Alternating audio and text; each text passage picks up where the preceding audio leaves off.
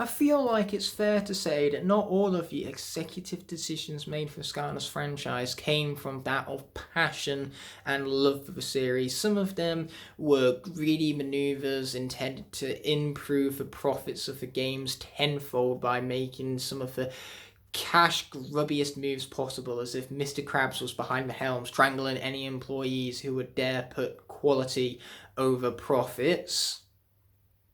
Yeah, those are the kind of decisions that we're going to be talking about in this top 10 today. So naturally, today's top 10 is the top 10 worst decisions made for the Skylanders franchise.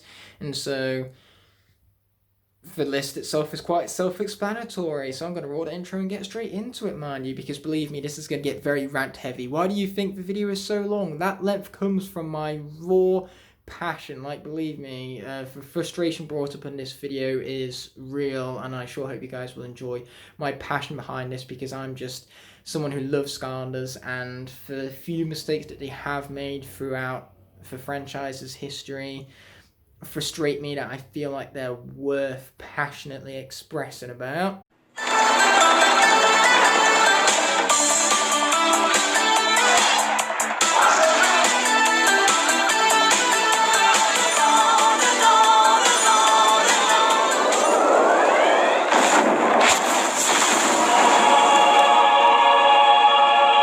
If you thought that intro was long, you haven't seen nothing yet, because boy, do I get passionate in this video, and passion for me basically translates to a lot of talking. Now, I'm enjoying the spinny chair too much, so I'm going to be starting things off with an honourable mention, because, full disclaimer, I have made this list in the past, but this is a revitalisation of a list, basically meaning that it has, for the most part, the exact same points that that original video covered.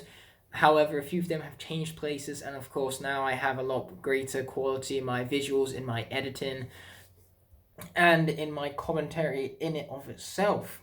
So this honourable mention is coming from something that I did have on my original list, but since then I've decided to exclude it because it's such a major nitpick, and that's degrading the Wii version of Skylanders Superchargers, because with Skylanders Superchargers on the Wii, of course the system wasn't powerful enough to have to cope with the large, wide open areas and the constant swaps between the land sections and the vehicle sections.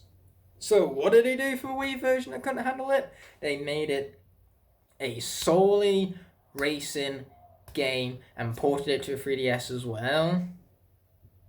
What a lackluster experience for a Skylanders game. Here's the thing, the largest fan base for Skylanders originated from the Wii, so people had played Spyro's Adventure through Trap Team on it, and they were expecting that traditional Skylanders experience moving into this fifth game, but a lot of customers had unwillingly purchased on that day of launch nothing but a racing game, and they already had Mario Kart Wii because that game sold like hotcakes, so why do they need another one? Not that the two games are similar in the slightest. I have an entire top 10 oriented around that with a shameless plug right now.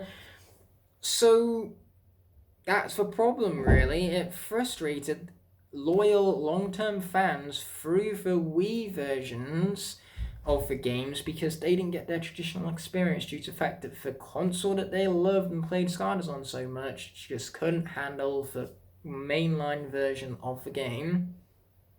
But with that being said and done, I think the Wii offers up a really unique, interesting spin-off style that you don't get with the main console experience, and because it offers up something different, something fresh, and something different to experience, I quite enjoy this divergent of the gameplay here.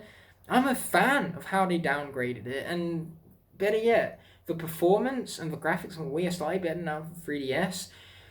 So the fact that we have a way to play a more powerful version of this fresh take on the franchise, to me, I find it quite fun, and I think that, you know, them still having the willingness to even put it on the Wii for a game that released in 2015 shows great dedication and devotion to those fans. They could have just gave them nothing, and yet they still gave them this awesome experience, even if it wasn't what they were accustomed to at this point. And if they were really so desperate about it, they could have just picked up an Xbox 360 in the game for like 60 quid 2 days after the launch. But enough of my exaggeration here. when it comes to the rest of the list from here on out, you're not going to find any simple nitpicks like villains changing their elements from Trap Team to Imaginators, because seriously, is Tycoon Crow swapping from the dark element to the fire element really that big of a deal? I wouldn't even go as far to say that was a mistake, because it rounded out the cast a little bit more. It gave the developers greater range of villains to incorporate into their cast, and so because of it, we had villains like Tycoon Crow and Hutzicle who could both return, who were both great villains, who just need a little bit of element changing.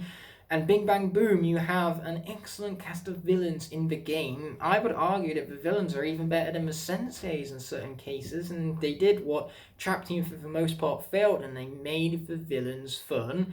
Though I do like a lot of the villains in Trap Team, especially Tycoon Crow, which is why I'm glad they brought him back, because if they maintained the element slots and we didn't get Tycoon Crow within the dark element, that would have been so disappointing. So I am quite sad that they gave up Chef Pepperjack's fire slot to instead change over Tycoon Crow's element. But to me, it's nothing more than a nitpick, so you're not going to see basic stuff like that, because that's simply not rant-worthy. So now with those honourable mentions out of the way, let's move on to this very passionate list right here. Quite possibly the most passionate I've ever been on a video, and be warned, it's not made for kids. Kicking us off at number 10 is the treatment of the light and dark elements. So Spotlight and Blackout perfectly represent these two elements, as they were the first cores introduced into the element, and in truth the only cores in the elements altogether, because of course the two new elements were introduced first in Trap Team, and from that game onwards there were no further cores for any of the elements, let alone that of the light and dark elements. And ultimately, Trap Team isn't the only game where these elements got, character slots cut completely, because they also had fewer representatives even in Superchargers and in Imaginators.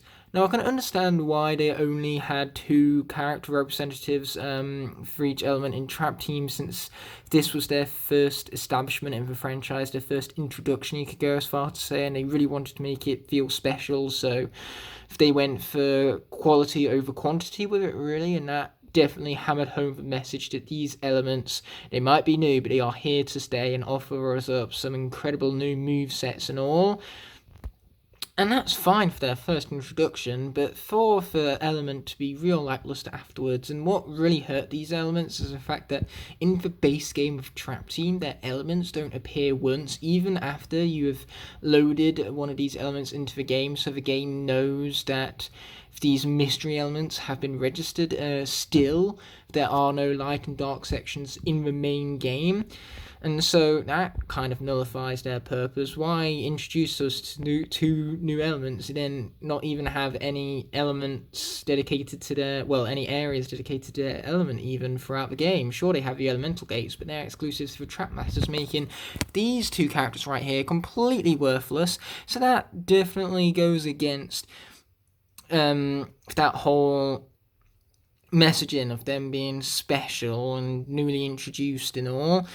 And again, these elements lose their flair in the later games because they just become more frustrating than anything, since they're no longer a new inclusion. They're part of the 10 main elements, so why do they keep having character slots cut? Come on, guys, you could have came up with new original characters for each of these elements from Superchargers onwards. There is no need to cut the slots from that point forward. So it's just, as I said earlier, it takes away from what could have made this element feel special, and instead it doesn't feel like it's incorporated in part of the 8 base elements, and it makes the elements really suffer because of it, since they no longer feel special, and neither do they really feel all that grand and distinguishing either, so absolutely everything that these elements could have been stood for was lost, as later games refused to introduce greater light and dark Skylanders, and by greater I mean higher in quantity, mind you. Woo!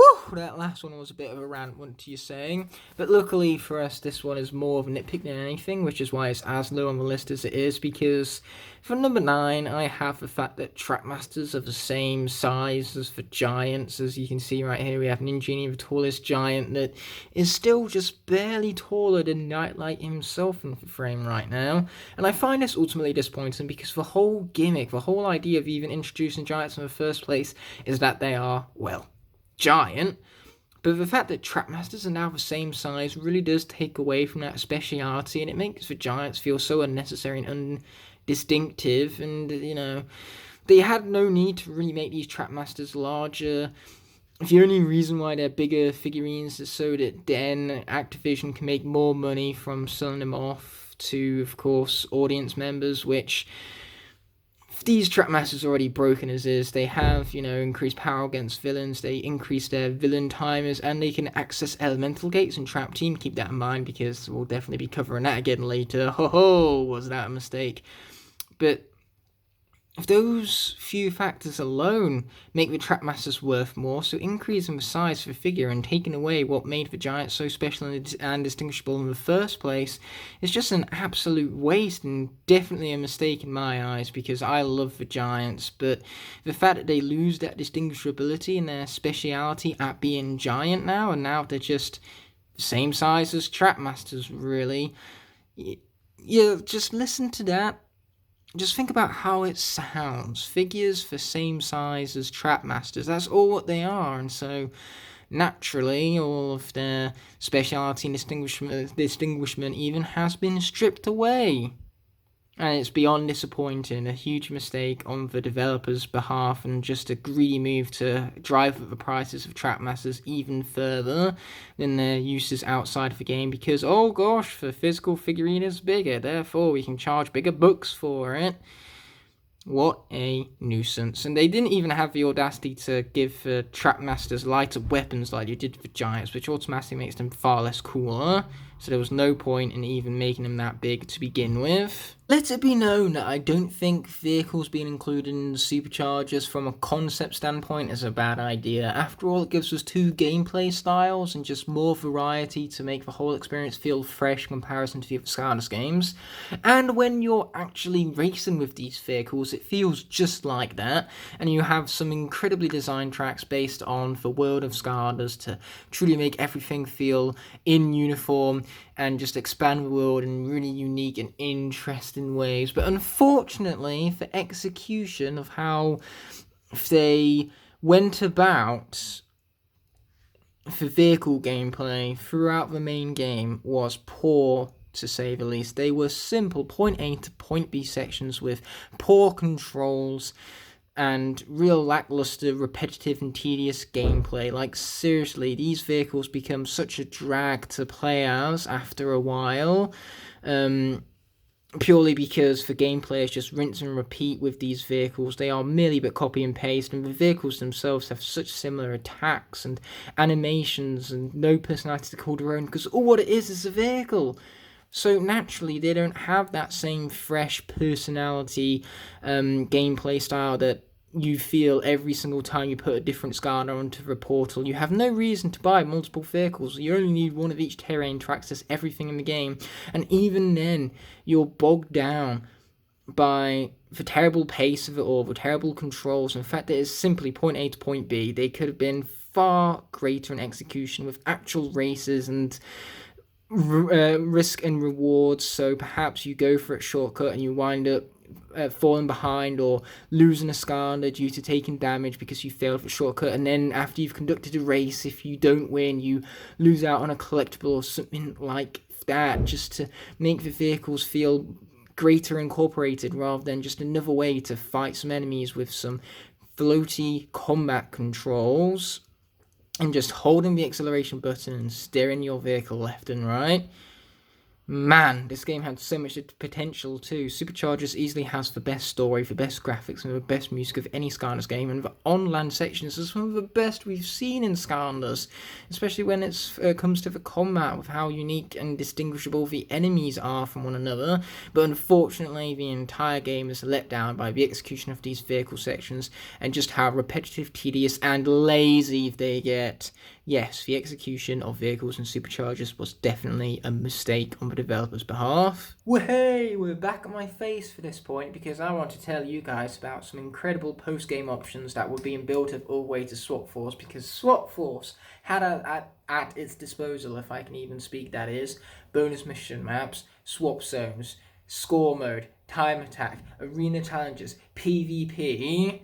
That's 6 that I can name just off the top of my head. I'm sure there's more that I'm forgetting, and the case here is that Swap Force had so much post-game content, but the 3 games following it just continued to get less and less and less in terms of the post-game content it had to offer, not only in quantity but in quality as well. Sure, Trap Team had the arenas still, but they were just rinse and repeats of one another, and they became very repetitive and tedious after a while, just as the vehicle sections did in Superchargers. And speaking of Superchargers, the only post-game content that game really had was for racing and the quests, and it's the same for Imaginators too, which has the racing and the quests, and that's it. At the very minimum, Trap Team had the Chaos Doom Challenge, which was really fun and really fresh, taking on hordes of enemies and just offering up a huge combat-based challenge, and it got so chaotic, really blending well with Chaos' personality and his character. I would have loved to have seen that return, even if they didn't bring it back for Superchargers, but then they brought it back again for Imaginators, since Superchargers was so vehicle-oriented that land-based combat to that extent wouldn't fit with game's theming as well, but it certainly would with Imaginators. Imagine the Sensei's going through the Chaos Doom Challenge, how awesome that would be. But out of sheer laziness and rushing the games, they cut it all out, and the post-game content just went on a huge downward spiral, and it's beyond disappointing. The future games of the franchise give you no reason to play them after you've made it to the credits, and because of that, the games became far less memorable. The Skylanders felt like they had less worth to them because there was less to do with them. And so naturally that definitely didn't help for sales, I feel like. I mean, lots of people bought those later wave characters from Swap Force and beforehand to find out how they would play in arena battles, play for their heroic challenges maybe. But of course, the later games had none of that. And it just go to show for laziness that the developers were growing over time, and it's beyond disappointing. It's past the point of disappointing to where it was a mistake to cut all of that post-game content and give people less reason to return to the game after having beaten it, mind you. Yeah, we get to maintain with the face cam for this here point so that then I can demonstrate through the visualization my raw frustration towards this post right here from Trap Team and its raw bombardment of characters, because we wound up with 2 Trap Masters, 2 cores, 2 minis per element. On top of that, we had 5 reposters of 5 different elements, and the 2 characters from the 2 new elements introduced to the game, as well as 6 trap sculpts per element, and the Chaos Trap, and the 3 light traps, and the 3 dark traps, which creates for too many traps to count, and that's where the problems for Trap Team start flooding in. There were too many characters, and it was such a cash grab. It turned people away from the game because the collection was so large, so expensive, and so poorly distributed, which again is something we'll pick up at a later date, so keep that in mind as well. As for Trap Masters being the only characters that could open up elemental gates, multiple things to keep in your mind right here, because as you can tell, my mind is going everywhere, which is why I need you guys to keep track of it all. And why is my mind going everywhere? Well, because I have no money to neutralize it due to the fact that I was too busy spending all of my money on all of these damn characters. We didn't need this many characters. We certainly didn't need this many expensive characters. And trap sculpts per element for a simple crystal that you can just put in the portal and capture a villain. That was excessive and overkill. It was ridiculous how much Activision and Toys of Bob even were expecting you to dish out to complete a Skylanders Trap Team collection.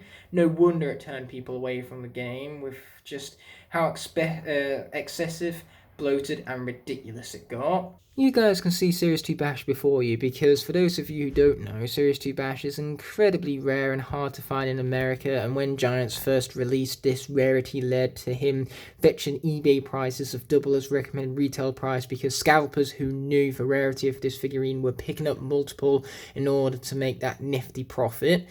And why was Bash so rare in America? Simply because Activision did a piss-take job of distributing their own figures. If you want to earn money from these figures, Activision, distribute them appropriately. Like, seriously, we never got Series 2 Drobot in Europe. How are we supposed to buy something that isn't distributed in our area? I had to get mine imported. And on top of that, Thrillipede was hard to find in America, but extremely easy to find in Europe, which was a repeat of Bash before you, because I never had struggle finding him, due to the distribution in Europe being significantly better than the distribution of the character in America. But on top of that, the Yawn Traps never made it outside of Australia during the Trap Team launch. The Light and Dark characters were extremely hard to find here in Europe.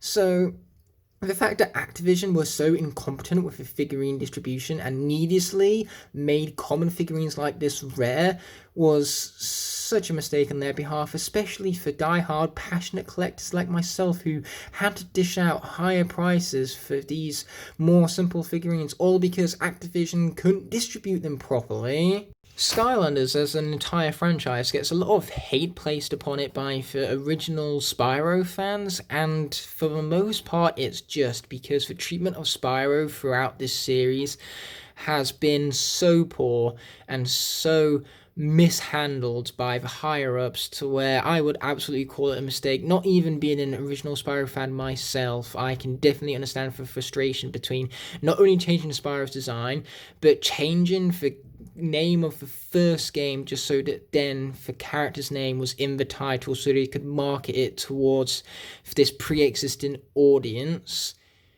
If you're gonna put his name in the name of the game, then he deserves to have a higher role at the very least. Now, yes, the OG Spyro fans take it too far, sending death threats to developers simply for creating something that they might be passionate about, and of course the OG Spyro fans don't share that same passion, but that doesn't justify the bullying in their online presence. I'm not condoning any of that, but what I am saying here is that the treatment of Spyro is beyond unforgivable. Naming an entire game after him just to trick old-term fans of the character into picking up the game just so that then they can have that slight hint of nostalgia to ultimately be disappointed by a redesign of a figurine and a game which has nothing to do with the character that it's named after. And from that point onwards, Spyro just coincidentally was one of the hundreds of Skylanders that they released. He was just another one of these plastic toys that you could place on a portal and bring into the game. He just faded away as a significant character as he became, as I said earlier, one of these hundreds and hundreds of other greater characters than him. Toys of Bob, you should have justified incorporating one of the most beloved video game characters into your Skylanders franchise. You should have done a much better job with his inclusion. And that way, I'm sure the OG Spyro fans would not have been spreading such hate upon this franchise. Remember when I said about how the Trapmasters were the only characters that could unlock the elemental gates in Trap Team, and that you should keep that knowledge in mind moving forward into the list? Well, this point is exactly what I meant when I was alluding to that, so finally that knowledge you've been holding on to can be incorporated into this next point as I rant about why that was such a terrible decision, which once again made Trap Team solidified as the absolute cash grab that it is, because they were forcing down your throat 10 new gimmick characters to access everything in the game. Wow. So you betray long-term collectors like myself who just got to the Life Elemental Gate in Soda Springs and got so excited to play Stump Smash onto the port and unlock the gate, only to realise that he couldn't because he simply wasn't a trap master. Wow. There were better ways of selling these gimmick characters to us. Of course, they are much larger than regular cores, giving you that feeling of grand power whenever you looked at them. And of course, their designs were incredible. And on top of that, they could break Traptanium. They increased the length of Trap Team villain timers, and they also got big damage buffs whenever Traptanium or trappable villains were around. Did we really need further reason to pick up these characters? On top of that, because you had to swap out to one of these characters every single time to access an elemental gate, it really outshadowed the cores and made them just fade into obscurity, and most people forgot about them entirely because of these characters having too much importance and accessibility from the games. And worse yet, you couldn't complete the game to 100% on launch because of this. You couldn't access any magic gates on launch because none of the trap masters were available until wave 3, and the light and dark figurines were hard to find, expensive, and again you had to wait months for it. So the fact that you couldn't 100% the game right out of the bat because of these figurines not releasing alongside the game's launch and then being the only way to access these gates was beyond frustrating and disappointing. Because of this, people got so desperate that they found exploits and glitches to literally phase through these gates with night shift. Like, seriously, Activision were pushing people to the point of this desperation. And you know you've cocked up when you have specific criticism points about how scummy and cash grabby this move was. Like, seriously, legitimate points of criticism behind this game is the bullshit maneuver to lock elemental gates behind trap masters only. What a terrible decision, and what a betrayal of our 4 years collecting worth of loyalty right here. Stump Smash, get them out of here. Who cares about that? All Activision want is for me to have bought all of these characters, and you know what? They win because I did. Number 2 on the list here is so bad, such a worse decision that it has made me have to actually willingly take Skylanders Imaginators and place into my PS4 console. I've gone through all of this turmoil to bring you the second point of this top 10, which is by far the second worst decision made throughout the entirety of the Skylanders franchise. And the magical thing I can do with Ember specifically right here is I can press the touchpad and I can go to reset this character if I wished. Now, I'm not going to do that because I'm currently in the middle of upgrading her still, as you can see from the great big exclamation mark right beside Persephone's face right now. But enough of purposefully, of course, bringing up the mispronunciation because that triggers people. But you know what triggers me? The fact that Creation Crystals do not have this same luxury. That's right, the developers and Activision alike for this game partnered up and agreed on the decision that making Creation Crystals completely unresettable was a good idea. Whoever suggested that, I wish they were fired on the spot, because not being able to reset Creation Crystals is such a letdown. It's a huge cash grab maneuver to force people into buying multiple Creation Crystals just so they can try out different classes. Because if you pick a Creation Crystal classification that you don't like, that's too bad. You just gotta go and buy another crystal, my friend. So much about experimentation in this game, you are limited right out of the get-go to a single battle class because of this decision. Whatever happened to unlimited possibilities, it changed from what could have been infinite possibilities to create Imaginators to finite possibilities. And all you need to do is implement a simple class switch mechanic into the Creation Crystals. Of course, there are exploits in resetting Creation Crystals by utilizing either Skylanders Giants on any console or the 3DS version of Spyro's Adventure, but those require things outside of Imaginators to perform. And that is beyond ridiculous. And on top of that, that resets for your entire creation crystal. So you have to go back to level 1, 0 upgrades. So if you have a 59 Imaginator, well, level 59 Imaginator even, with complete upgrades, nope, if you want to change that class, you've got to go back to base 1. Thank you for nothing, you worthless game developers. And now, just like that, we return to my face again, because truly, I cannot rant about what was came at number 1 without my face and the raw emotion you can see oozing from it as I rant about the worst decision made for the Skylanders franchise throughout its entirety, because believe me, leading up to this moment on the list, you ain't seen nothing yet, because Trap Team removed PvP, and neither of the later games managed to bring it back, despite the fans pleading, practically begging for the mode. It was the reason so many people returned to the games after they finished them.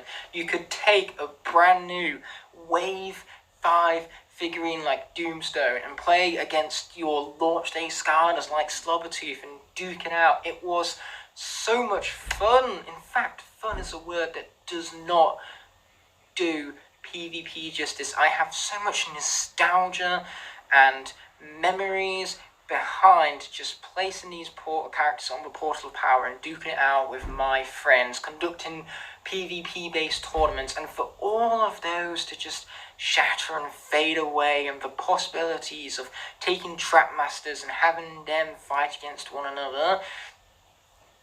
It's not even disappointing, it's flat out frustrating and an unnecessary exclusion. I understand that certain characters would have been beyond overpowered, but why would we care about that when we still have access to this mode? We can still pit whichever characters we want against one another. And even then, like, you have characters like Wildfire here who might do over 600 damage per shield bash. All you need to do is a few divisions. Just make it so that then his shield bash only does 30 damage each time rather than 600. It's not difficult. All you needed to do was hire one person for a few weeks, just a freelancer, to get them to just create a spreadsheet of attacks. And from there, you could, of course, use analytics to conduct what buffs and nerfs needed to be made. I know there's over 300 characters to do it with here, but for a 3D fighting game, it's so much more easier to balance than a 2D fighting game like Smash Brothers.